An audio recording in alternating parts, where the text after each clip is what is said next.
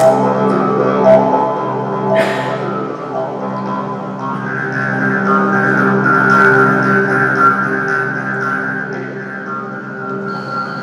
Menik Siti akan membacakan cerpen karya Mbak Maria Liti Aryani lagi berjudul Teka-teki Kali Kopi.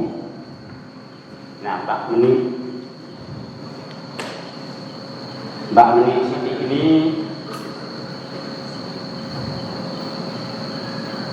lahir di Sragen, dibesarkan Surabaya, area Surabaya. Saat ini dia merasa enjoy memilih hidup di Jakarta. Pernah aktif di teater Alusdina dan teater Institut. Saat ini berusaha aktif menulis puisi dan membacakan puisi, membaca cerpen bersama kelompok TN On. Saya tahu kalau On mabuk aja. Nah, malam ini Mbak Menik Siti akan tampil membacakan cerpennya Teka-teki Kali Kopi karya Mbak Maria Liti yang akan diiringi oleh pemusik Ibe dan Luki. Tidak berpanjang lebar, mari kita saksikan tampilan Mbak Menik Siti dan kawan-kawan. Selamat menyaksikan.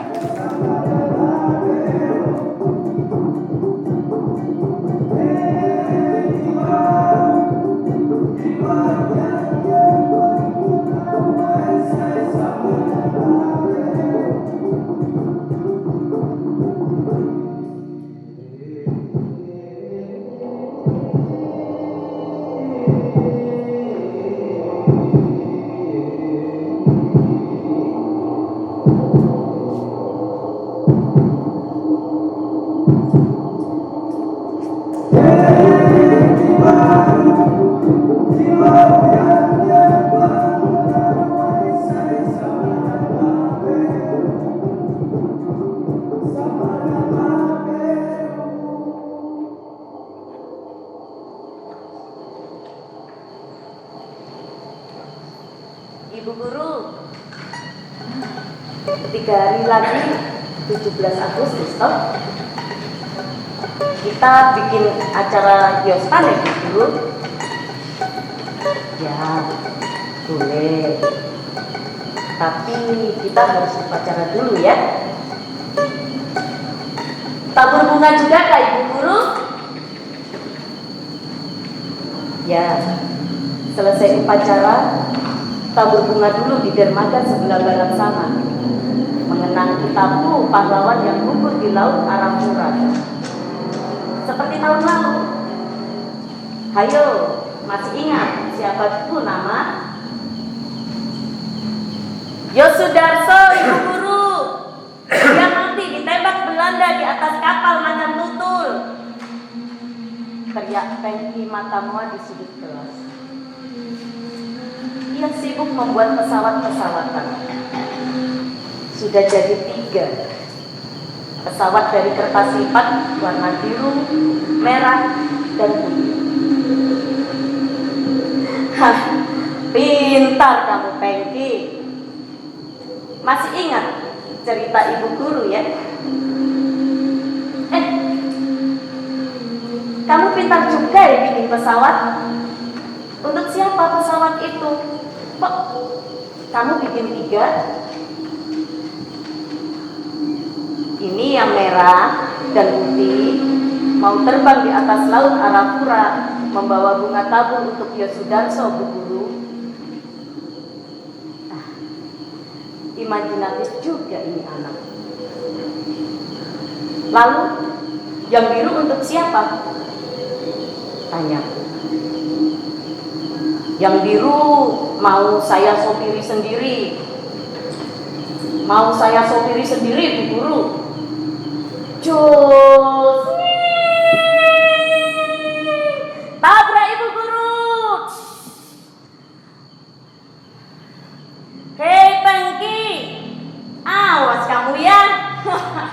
Aku mengejar Pengki yang nakal.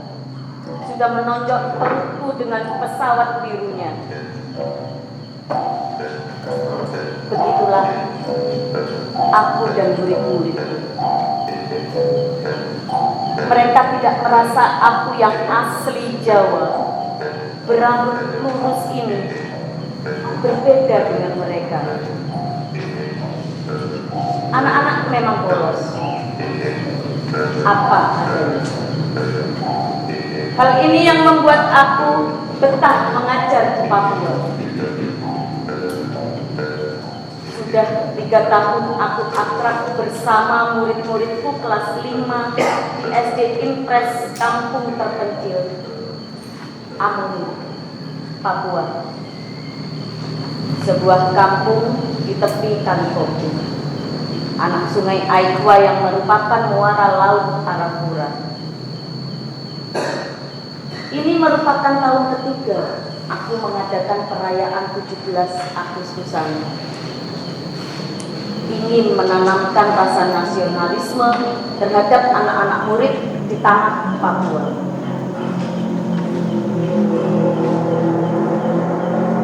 Bu Guru, selesai tabur bunga, kita yos sambung Bu Guru. Sambung Pankrasia sambil menangkap lengan kananku supaya berhenti mengejarku. Sudah tentu Pankrasia, kan kamu janji mau ajari Ibu Yospan juga toh? Ibu Guru belum pandai menari, masih suka injak kaki kau waktu itu. Ibu Guru telah bisa menari. Nanti saya ajar lagi Ibu Guru jadi murid saya, oke? Siap Bu Guru Pankrasia. Aku gelitik perut Pankrasia, dia terbahak senang sekali. Pankrasia, gadis kecil Kamoro yang paling lincah. Bulu mata lentik, bola mata hitam, hidung mancung, rambutnya selalu diikat ke belakang. Tidak mirip ekor kuda karena keriting kecil-kecil. Manis senyumnya. Kakinya kecil, panjang seperti Pragawati. Ciri khas perempuan suku Kamuru. Paling lincah jika sudah mendengar musik khas Papua dari alat musik ukulele dan tifa. Ia langsung seperti terbius, melenggang lincah menari Yospan.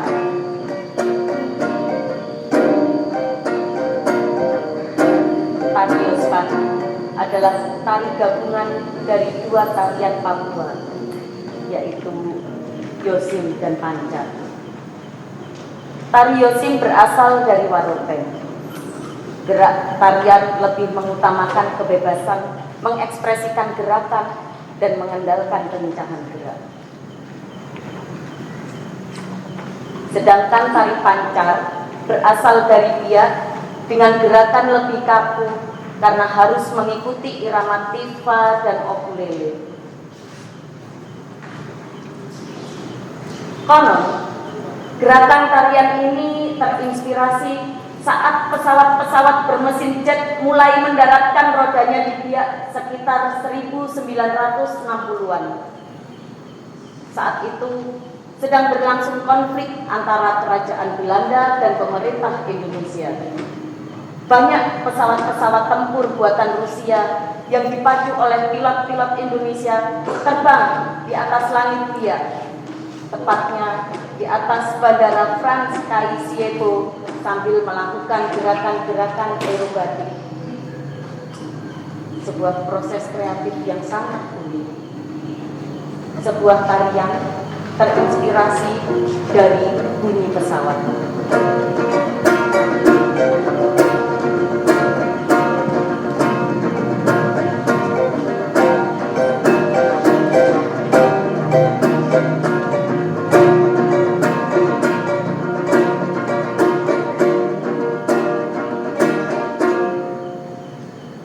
Matahari sudah tenggelam. Pemandangan sunset yang mulai redup di langit sebelah barat masih menyisakan keindahannya. Sinar matahari memancarkan warna lembayung senja. Jika sudah begini, mataku mulai rapuh. Samar-samar aku melihat dua orang berjalan menuju rumahku. Seperti tergesa-gesa, harus segera bertemu denganku. Sebagai penderita mata minus, harus lekas mengenakan kacamata agar tidak menabrak orang atau apapun yang berada di depanku. Dan makin jelas siapa yang datang. Selamat sore Ibu Nana, sapa Pak Dorus, temanku dengan suara. Selamat sore Pak Dorus dan Pak Adrianus. Mari masuk. Kok tumben datang ke sini? Ada apa? Ibu guru, siapkan baju dalam tas ransel. Ini gawat. Kami menjemput ibu supaya ikut bersama kami. Aduh, ada apa ini? Tolong kasih saya penjelasan. Gawat soal apa?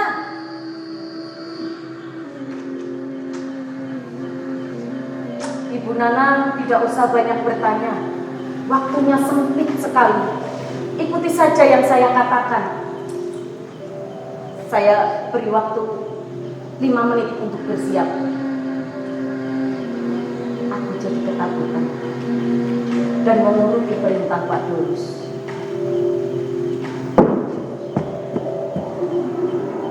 Saya sudah siap. Terus bapak-bapak mau bawa saya kemana? Tanyaku tidak suka dengan caranya memperlakukan aku. Kami akan bawa Ibu Nana pergi. Kontan, aku sudah tak mempunyai nafsu untuk bertanya lagi. Karena Pak Dorus langsung menyeret tanganku, Pak Adrianus mendorongku dari belakang. Jantungku berdegup kencang sekali, seperti hendak lolos dari dadaku. Tapi aku terpaksa menurut, berpikir dan tetap menurut saja. Kami bertiga setengah berlari. Rupanya aku dibawa untuk naik bus yang diparkir di tempat agak tersembunyi. Tepatnya di simpang jalan yang menjambui kantor dan agak masuk di hutan sagu. Kulihat ada 4 bus berderet di situ. Di dalam bus yang kunaiki sudah dikumpulkan perempuan dan anak-anak. Tak ada suara. Seolah mereka bisu semua. Aku semakin tidak paham. Pak Dorus dan Pak Adrian kemudian langsung menuju bus lain di belakang bus yang kunaiki. Ketika aku berdiri tidak menghampiri Ibu Rotet yang duduk di jok belakang memeluk rahasia, seseorang menegurku. Harap tetap duduk di tempat untuk memudahkan kami mengatur saudara-saudara. Aku menolak. Suara Pak Jarno, seorang tentara yang sudah dikenal 2 tahun lalu ketika ia bertugas di sini. Ramah dan baik ketika itu. Ia dari Jawa, asli Semanu Gunung Kidul. Setelah itu, aku tidak pernah tahu keberadaannya. Baru kali ini aku melihatnya kembali. Ia seperti tidak mengenaliku. Aneh. Ia memberiku isyarat agar aku segera duduk. Matanya tajam, sangat serius. Tangannya memegang senapan berlaras panjang.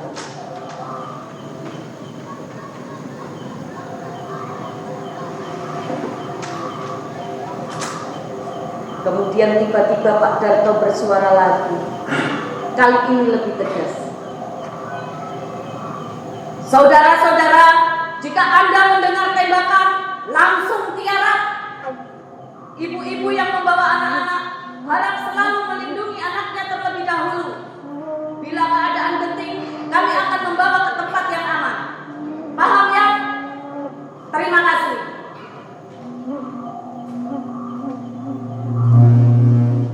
Kemudian pintu bagian sopir terbuka. Seseorang yang juga berbaju tentara masuk dan duduk di belakang setir. Barangkali jika keadaan genting, bertugas menjadi sopir. Jadi posisi dia siap sedia. Pak Darto mengulangi perintahnya. Mirip robot yang sudah di set up, karena perintahnya sama persis dengan yang tadi. Saudara-saudara, jika Anda mendengar tembakan, langsung tiarap. Ibu-ibu yang membawa anak-anak harap selalu melindungi anaknya terlebih dahulu. Bila keadaan genting, kami akan membawa ke tempat yang aman. Paham ya? Terima kasih. Aku semakin bingung. Aku mulai menebak-nebak apa yang sedang terjadi. Barangkali sedang ada perang suku. Di sepanjang pesisir Laut Arafura, belum pernah aku mendengar tentang perang suku. Suku Kamoro dan suku Asmat di tempat aku mengajar dan tinggal. Mereka adalah seniman, penari dan penyanyi alamiah. Bahkan lelaki Kamoro dan Asmat rata-rata adalah seorang pematung handal. Kalau tarian perang suku memang ada, tidak perang sungguhan. Tapi mengapa perintah Pak Darto tadi, jika mendengar suara tembakan, kita disuruh tiarap? Atau ada penembakan lagi di Kali Kopi, seperti berita-berita 2 tahun lalu? Ketika ada berita itu, aku merasa aman-aman saja di sekitar sekolah dan tempat tinggalku. Aktivitas tetap berjalan normal. Kadang pemberitaan di koran atau di televisi lebih heboh dari kenyataan.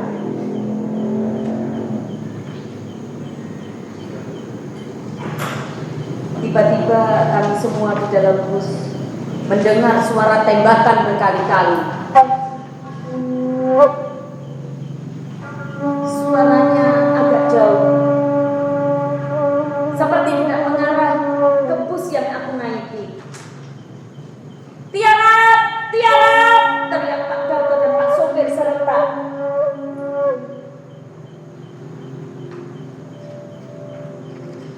Kami pun tiarap semua. Anak-anak ada yang menjerit ketakutan. Ada yang menangis.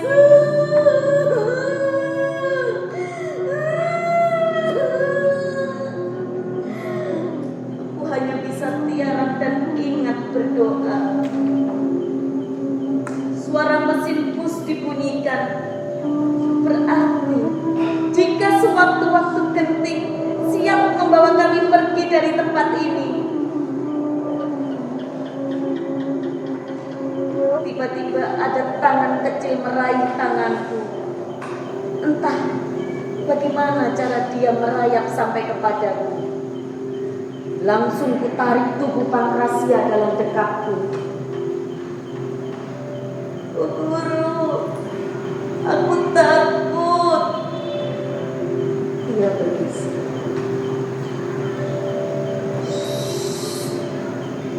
Sambil ku elus kepalanya. Harapanku membawa rasa damai baginya. Kembali suara tembakan terdengar. Kali ini lebih dekat. Bus pun terasa bergerak dan membawa kami pergi. Aku tidak pernah tahu tujuan bus yang membawa kami karena menembus malam. Kemudian kita disuruh untuk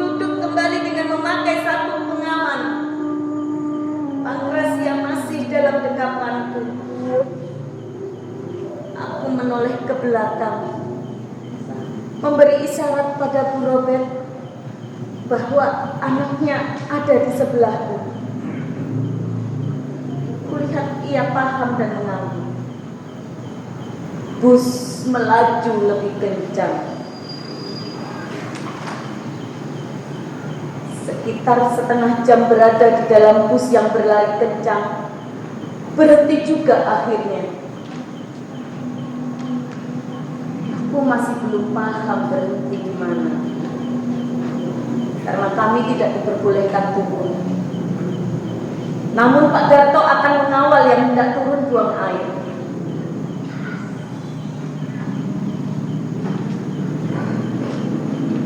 Saudara-saudara, harap tenang, bersabar dan berdoa.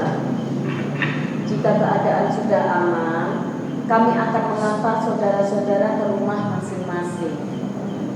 Sementara kita di sini dahulu di tempat yang aman.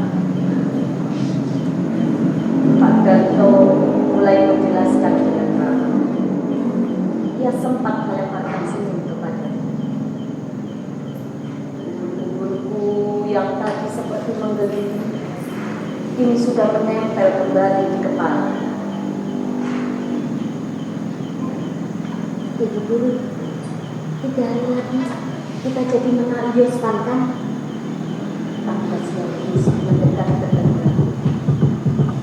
Iya, pasti Ibu Guru akan jadi muridmu nanti. Senyum Pangrasia mengembang. Sejenak hatiku merasa agak tentram. Berharap kejadian tembak-menembak segera berakhir.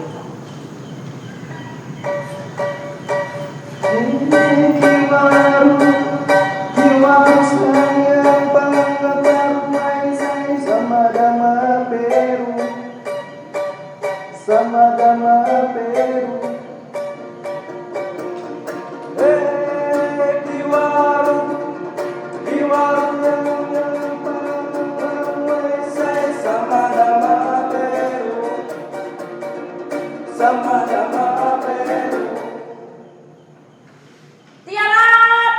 Tetap tiarap! Perintah Pak Darto dengan suara lantang.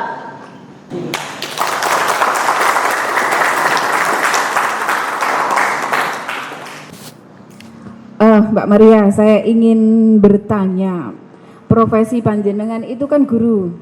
Ya. Saya di Papua itu pekerjaan saya guru matematika atau guru bahasa? Guru matematika. Nah, ini guru matematika yang menulis sastra, keren sekali. Tapi sastranya dihitung-hitung gitu enggak? Biasanya menggunakan logika saja. Atau begini, panjenengan itu menulis itu berkaitan dengan profesi Anda sebagai guru atau memang itu menjadi kesukaan sejak awal atau apa bagaimana, mohon diceritakan Mbak. Baik, jadi sebenarnya saya ini kutu buku ya dulunya awalnya, jadi hobinya itu hanya membaca. Kelihatan Mbak kalau kutu buku. Kalau yang MC tadi beda lagi. Itu kemudian selama di Papua itu saya menulis itu hanya untuk diri sendiri. Jadi tidak ada yang namanya kepikiran menulis cerpen atau apa enggak. Hanya menulis buku harian. Oh, saya berada di hari ini berada di mana, hanya seperti itu. Kecil-kecil tulisan seperti itu di buku. Kemudian selama 20 tahun ya. Jadi itu pertama kali 10 tahun pertama itu saya tinggalnya di yang tadi disebut di dalam cerpen itu di Amamapare. Jadi Amamapare itu adalah sebuah kota kecil. Itu adalah pelabuhan dari perusahaan di mana tempat saya bekerja dulu. Kemudian dia berada di kota Amamapare itu berada di pinggir muara Arafura. Jadi pinggir muara laut Arafura ya. Jadi sungainya itu besar sekali dan luas. Kemudian sepertinya airnya tenang, tetapi di bawah itu memang berbahaya. Arusnya berputar. Ya, jadi barang siapa yang jatuh di situ pasti nggak akan muncul lagi ke permukaan. Jadi sangat mengerikan ya. Jadi beberapa karyawan atau beberapa nelayan sudah sering jadi korban oleh sungai tersebut. Kemudian 10 tahun berikutnya saya dipindah ke Tembagapura karena ternyata di Amamapare itu sudah mulai untuk lokasi mereka perusahaan membuat tambang, jadi eksplorasi di situ. Jadi semua tambang yang sudah menjadi abu itu ditaruh di situ, kemudian dimasukkan ke kapal-kapal besar. Nah setelah itu baru sudah tidak sehat lagi udaranya untuk ditinggali penduduk. Terus kita dipindahkan ke Tembagapura. Nah di Tembagapura itu di gunung ya, yaitu di lembahnya Gunung Jayawijaya. Jadi dekat sana ya di areal tambang. Jadi di situ, nah menjadi guru di sana, saya sering diberi tugas oleh perusahaan karena banyak yang takut untuk turun ke kota-kota kecil atau desa-desa kecil yang di sekitar Tembagapura. Itu saya sering diutus menjadi guru bantu. Jadi saya menjadi guru bantu di SD-SD Inpres di sekitar situ. Nah dari situ ya hanya saya catat, saya nggak pernah menulis apa-apa. Itu ngajarnya matematika juga? Ngajarnya agak campur-campur ya, kalau di SD Inpres itu saya semuanya mengajar. Oke. Iya, bahkan waktu di Amamapare itu saya juga mengajar bagaimana cara mereka mandi, bagaimana cara mereka makan. Nah seperti itu, jadi kita tuh mengajarnya tidak hanya sampai mengajar kurikulum tetapi juga kemandirian. Iya, kemandirian anak ya. Kemudian saya pensiun, saya kembali ke Jogja. Saya bertemu lagi dengan komunitas saya dulu, yang dulu saya memang suka sastra ya Mbak, dari kecil memang suka sastra. Waktu kecil saya tinggal di Surya Putran sini, sebelah situ ada kampung namanya Surya Putran, saya tinggal di situ masa kecil saya. Dan sering diajak Mas Suwarno Pragalopati ya, untuk diajari deklamasi atau menulis puisi. Nah dari situ mengenal sastranya dari situ. Kemudian ketika saya pensiun ini, saya bertemu dengan teman-teman penulis, diantaranya Pak Budi Sarjono yang hari ini hadir dan tadi kebetulan bersama-sama bisa dari selatan karena rumah kami berdekatan. Beliaulah yang memberi motivasi besar terhadap saya dan suami saya untuk menulis. Beliau mengatakan setiap kali saya cerita tentang Papua, beliau bilang, loh itu tuh harta karun, ditulis. Sayang kalau tidak ditulis. Digali sedikit demi sedikit.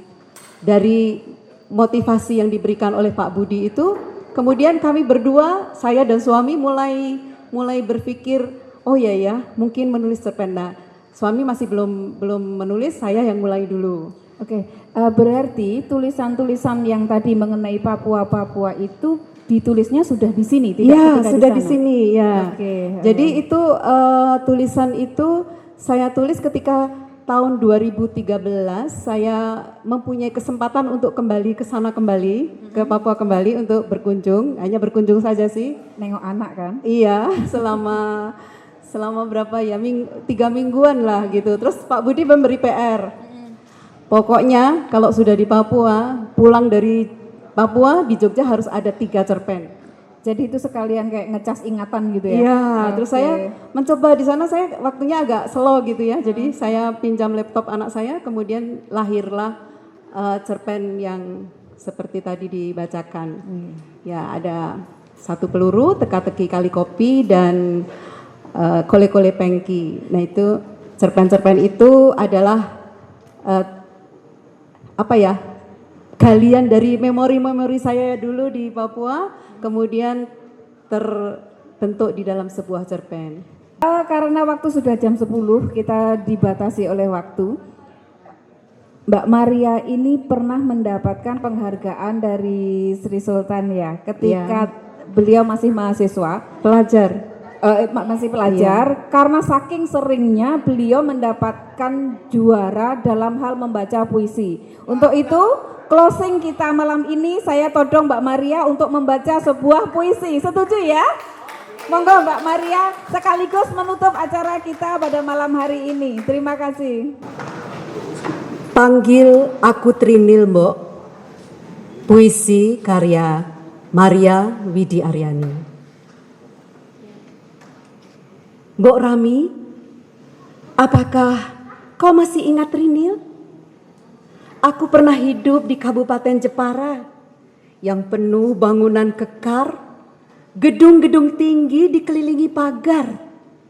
Di tengah-tengah kota, Kanjeng Bupati dan keluarganya berdiam dalam pendapa besar. Namun aku tetap saja gusar. Mbok Rami, masih ingat Rinil kan? Kau yang baik itu selalu dimarahi karena mengasuhku. Hanya karena aku suka berkotoria di kebun bunga, menanti kuncupnya yang mekar segera. Mengamati kupu-kupu bebas, terbang dengan bahagia, bahkan kadang berani hinggap di kepala. Jangan menyembahku, Mbok, jangan menyembahku. Aku dan Mbok Rami, di sini kita sama. Tak perlu kau ingat suara Mbak Yuku, bila kau dengar tak ingin antara aku dan kau berkata bebas atau berterbatas. Sebab cinta kasihmu di hatiku senantiasa membekas. Panggil aku Trinil, Mbok, supaya aku tetap lincah, persis seperti burung kecil itu. Seperti kata ayahku, Raden Mas Sosrodiningrat, panggilan kesayangan yang di hatiku selalu melekat. Mbok, kemari kita buka jendela surga. Tak perlu takut, Tuhan pasti mengizinkan. Kita tengok ke bawah sana, para perempuan yang saat ini, mereka telah pandai seperti ketika itu yang kubayangkan. Walau tak lagi banyak perempuan berkebaya, namun pikirannya sungguh membuatku kegirangan. Surat-suratku kepada Nyonya Abendanon sudah dibukukan, menginspirasi para perempuan ikut membangun bangsa dan peradaban. Mbok, panggil aku Trinil saja ya. Di surga ini kita bebas, kita berdua bisa saling bermanja. Yogyakarta, 21 April 2019.